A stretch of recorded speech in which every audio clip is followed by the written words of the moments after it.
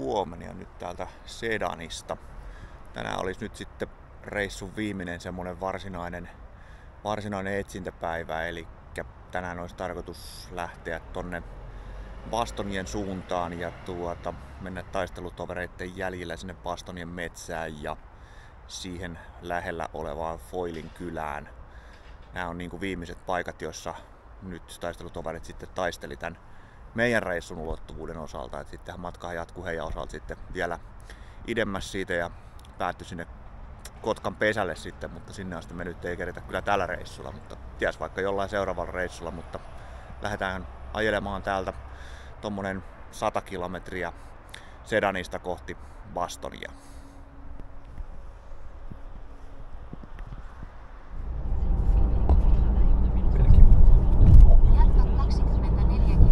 Siinä just ylitettiin Ranskan ja Belgian välinen raja ja ei ollut paljon rajamahdollisuuksia, että 90 rajasta yli.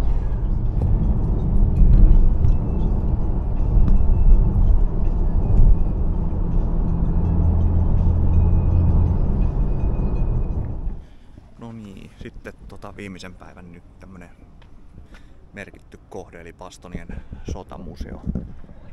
Käydään siellä katsomassa toi näyttelysysteemit ja sitten samalla tarvii ostaa kulkulupa tai pääsy tonne Bastonien metsäalueelle. Sinne ei saa mennä ilman lupia tai ei sinne pääsekään.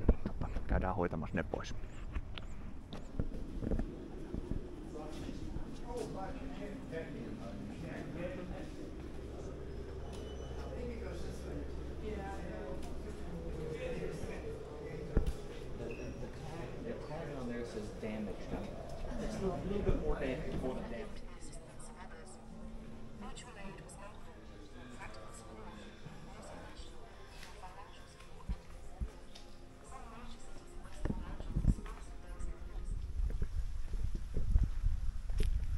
No niin, täällä olisi nyt sitten tämmönen pelkästään tälle Easy Companialle pystytetty muistomerkki niiden muistoksi, ketkä kuoli tuossa Bastonien taistelussa. Että sarjaa seuranneille niin on tuttuja nimiä paljon listalla ja tuttuja nimiä tuossa alla.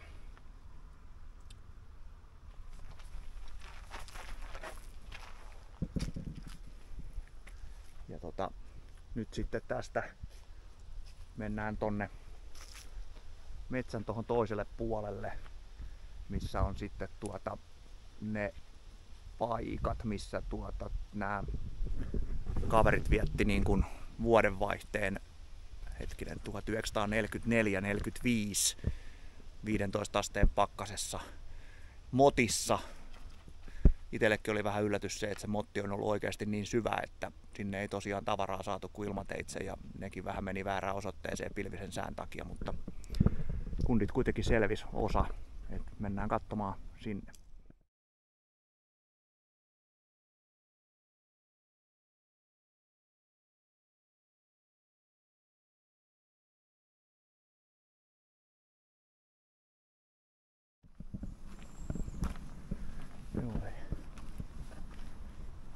Tässä nyt olisi sitten niin sanottuja foxholeja eli poteroita, missä kundit oli silloin asemissa. Tästä kyseisestä paikasta on nyt jotain tietoa, eli katsotaan, jos mä kaivan vähän esiin tässä. Joo, eli tässä on nyt nämä poterot-alueet tosiaan, missä ne oli silloin 44-45. Ja tässä pellon reunassa nyt kun tullaan, niin tässä paikkeilla jossakin niin Bill Garnier ja Joy Toy menetti omat jalkansa. Eli se alue on nyt tässä. Nämä eteen tulevat poterot tässä. Niin se on näillä kohdin.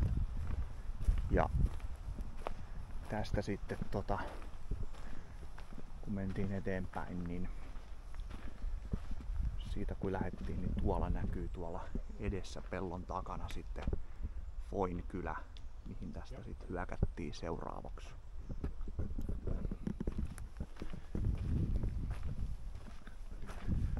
Onneksi aika paljon täällä vielä nähtävillä, mutta samalla nähdään myös se, että kuinka pieniä nämä poterot on oikeasti ollut. Et siis yhden miehen poteroita ja todella pienellä alueella ja tiiviisti. Että tässä on niinku ne, missä oli jouluaaton 44 niinku kundit poteroissa, ja sehän tarkoittaa sitä, että jossakin näissä poteroissa on sitten se paikka, missä Hublerin taskussa ollut se Lugeri oli lauennut, minkä takia se sitten kuoli verenhukkaan. Eli muistaakseni hänen piti viedä veljelleen se Lugeri, mutta se jäi nyt sitten viemättä, kun varmistamaton ase laukesi taskussa. Hän on sitten risuista tehty muistomerkki tai hautausmaa muistoksi näille kundeille. Ja kyllähän tässä nyt täytyy sanoa, että meidänkin pitäisi vähän kiitollisuutta osoittaa näille kavereille. Että kyllä nämä on tehnyt myös meidän puolesta aika paljon meidän eteen. Nyt lähestytään sitten pellon reunaa, mistä se hyökkäys sinne Foylin kylään sitten lähti.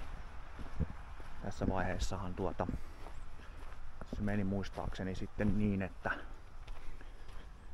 se hyökkäys ei oikein edennyt, ja tässä vaiheessahan oli Wintersi jo yletetty niin paljon, että hän oli esikunnassa, ja hän kun näki sen epäonnistumisen, niin hän lähti itse sinne, mutta hänet komennettiin takaisin, ja sitten sen jälkeen muut otti vastuun siitä hyökkäyksen etenemisestä, ja siellähän tapahtui sitten semmoinen kuuluisa viestin vieminen joukkojen välillä, kun ei puhelinyhteyttä ollut, mutta siitä kerrotaan tuossa hetken päästä lisää.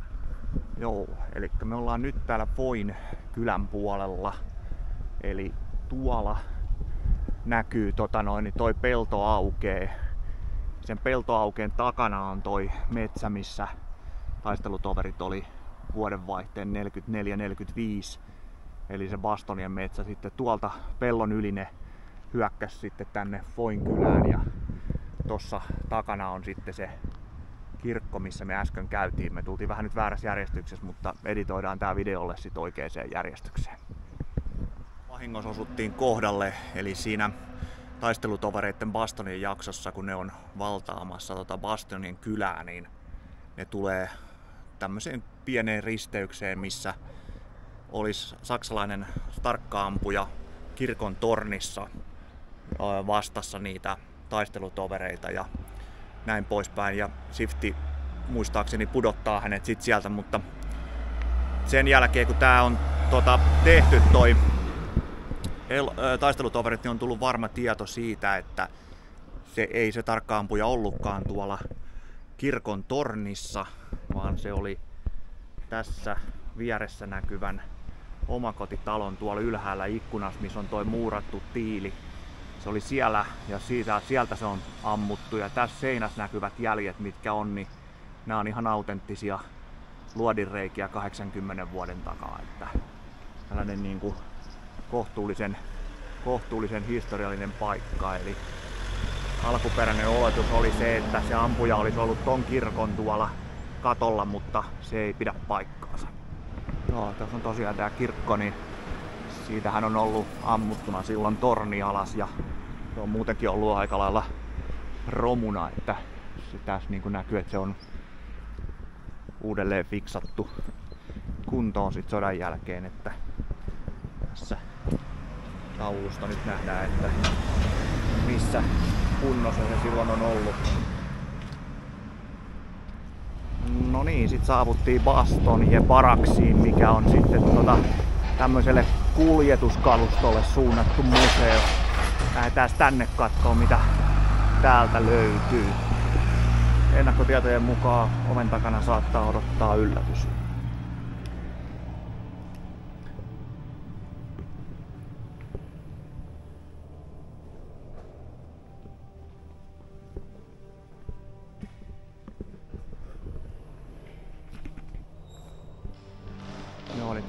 museo, mikä sitten koko ajan kunnostaa lisää, restauroi näitä laitteita, että niitä saadaan niinku näytille lisää tänne sitten koko ajan.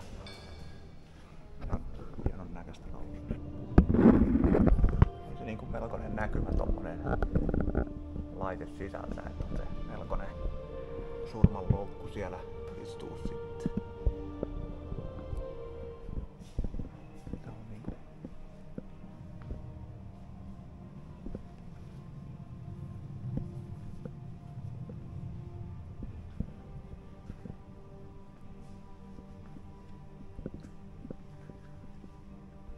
siinä niinku ollut rahtaaminen tässä tavarassa. Jos mietitään sitä teräsmäärää, mikä tähän on tarvittu, että näitä on niinku aikanaan rakennettu. Näitä kun ei ole 1 eikä 2, vaan puhutaan tuhansista, niin on se jotain ihan käsittämätöntä se työ ja hitsaamisen määrä. Teräksen tuotanto ensinnäkin, tämä kaikki on saatu niinku aikaiseksi, mistä tää on tehty. Laki muuten, jos tarkkasilmäisimmät katsoo, niin osui ihan tällainen näin niinku nopeasti sorvarin silmään, niin tuolla on sorvi tuolla lavalla. Käydään kattoo vähän tarkemmin. Juu, kattokaas, kyllähän siellä on ihan kunnon Bradfordin sorvi, että siinä on pystytty vähän remonttia tekemään tuolla kenttäolosuhteissa. Ei ole ehkä välykset ihan niin kuin tarkasti 100 päälle, mutta ei se ole ollut varmaan muutenkaan ihan niin tarkka. Täällä on myös pienimuotoinen korjausyksikkö. Siinä on vähän ruustukkia ja korjauslaatikkoa ja tuolla on kans sitten sorvia. Taitaa olla periaatteessa jopa jonkin sortin pylväsporakonekin. Juu, kyllä. Siinähän sitä on pöytämalli. Ja tommonen 20 millinen terä kiinni. Siinä on sitten jo aito sermon, niin nämä oli aika ratkaisevissa osissa nämä laitteet.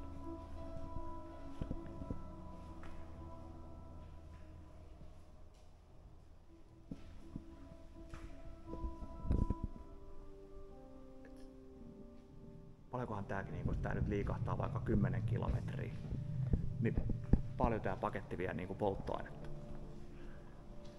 Se on tommonen 30-tonninen tankki kyydissä ja sitten tämmönen joku, mikä hemmetin kapistus tää nyt onkaan sitten. No niin, nyt tuli sitten perjantai- ja kotilähtöpäivä. Yö oltiin täällä Neuvillessä tämmöisessä 1700-luvun kartanossa tai linnassa yötä ja nyt sitten suunnataan Brysselin päälentokentälle ja lähdetään kurvailemaan kotiin. Tälle päivälle ei ole mitään suunnitelmia, että ainoastaan odotellaan auton palautusta ja kotiin lentämistä. Reissusta tosiaan tulee sitten video joskus, kun mä sen ehdin tekemään.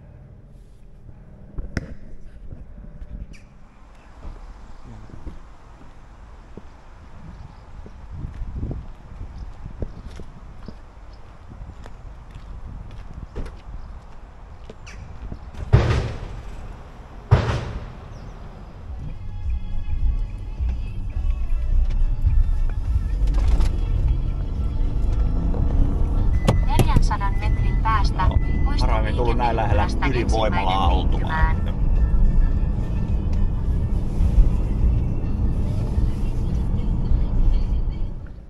No, ei se reissu vielä ihan päättynytkään. Täällä oli vielä yksi tämmönen museo, minkä osittaisessa pääroolissa on tämmönen eräs ranskalainen pikkuherra nimeltä Napoleon Bonaparte.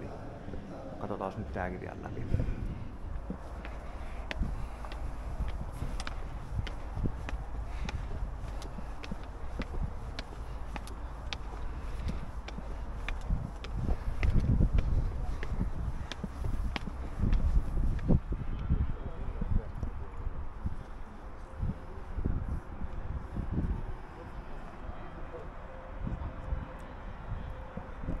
Sitten tänne. Nyt odotellaan jotain kello 12 tapahtuvaa tykin laukausta.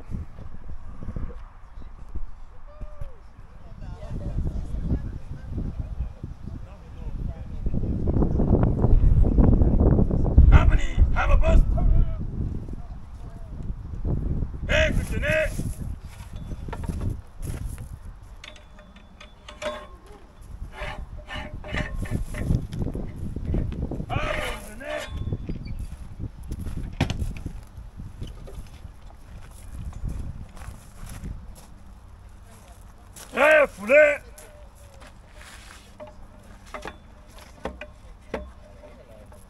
Dégardez.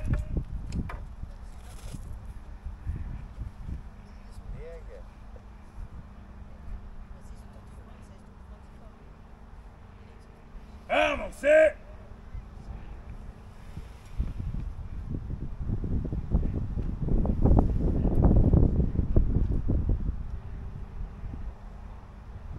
Pièce prête. Attention, feu. Feu.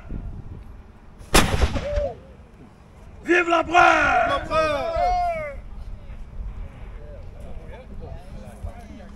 Vielä oli ihan mielenkiintoinen reissu ja paljon taas tossakin nähtävää ja näin poispäin, mutta nyt on niinku kotimatkan aika, että nyt on kyllä sotajutut kierretty, että ei muuta kuin kohti lentokenttää. No niin, nyt sitten auto palautettu ja reissu on niinku lopuilla, ollaan Brysselin lentokentällä ja 5 päivää, 1750 kilometriä ja melkoinen määrä sitten paikkoja ja kokemuksia, mutta kyllä oli hieno reissu ja toivottavasti tästä videosta vielä tulee semmoinen, että tekin pääsette pikkusen näkemään, että missä me oikeasti on niin käyty. Vähän isompi kooste sitten.